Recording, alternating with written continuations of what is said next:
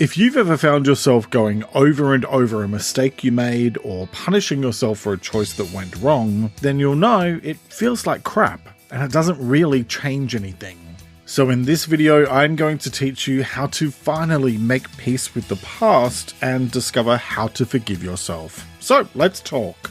I'm Jeremy Godwin and I teach you how to improve your mental health. And as a counsellor who also does life coaching, I spend a lot of time helping people learn how to move forward in life and how to embrace self-forgiveness. If you've ever felt like your past mistakes are hanging around, following you everywhere like a bad smell or a clingy ex, then it's time to work on forgiving yourself. Because guess what? Your past doesn't define you, but how you deal with it does. We've all been there, replaying a mistake in our minds like a bad pop song on repeat. But lingering in a state of remorse is like holding on to expired milk in your fridge. Useless and potentially harmful. When it comes to good mental health, self-forgiveness is the only healthy way forward.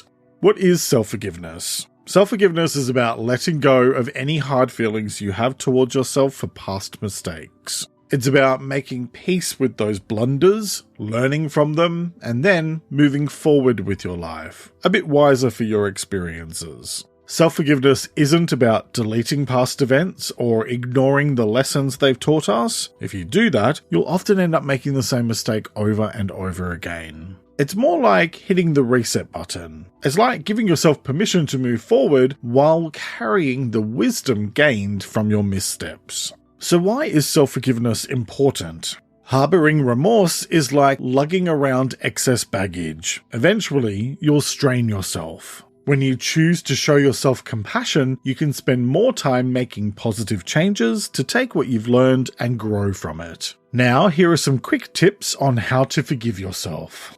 Tip 1. Less self-pity, more accountability. Let's cut to the chase. Wallowing in self-pity is about as productive as trying to fill a sieve with water. You can cry over your mistakes until you're blue in the face, but it won't change a thing. What's done is done. Self-punishment doesn't fix problems, it prolongs them. And playing the should've, could've, would've game does nothing. It cannot be changed, only learned from. Instead of dwelling, make a conscious decision to move forward. Acknowledge you messed up, commit to doing better, and then actually take steps to make it happen. Staying stuck isn't a life sentence, it's a choice. So choose wisely.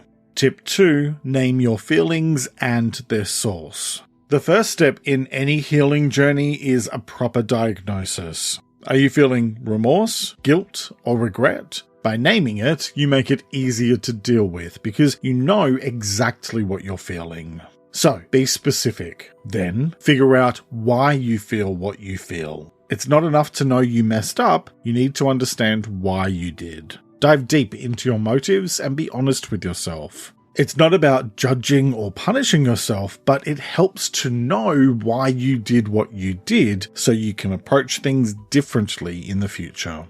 Tip 3. Feel what you need to feel. Because unless you feel, you cannot heal. Ignoring your emotions is the psychological equivalent of shoving clutter under your bed. Eventually, you'll trip over it. Acknowledge what you feel, then brainstorm healthy ways to deal with it. Maybe you need to vent to a friend, or perhaps a long run will help. Find what works for you.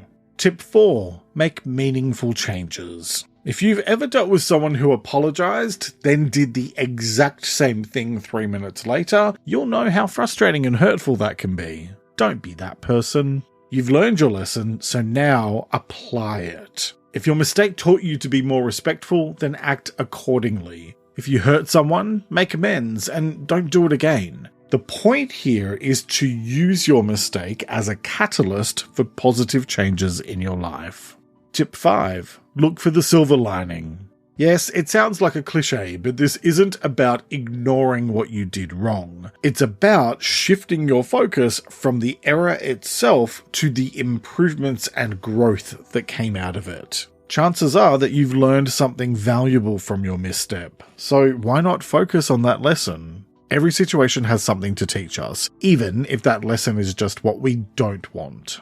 Here's the thing. Every day is an opportunity to be a better you, and the only thing holding you back is you. Forgiving yourself brings peace, and you owe it to your future self. Learn from your mistakes, make positive changes, and let your mistakes help you create a better future.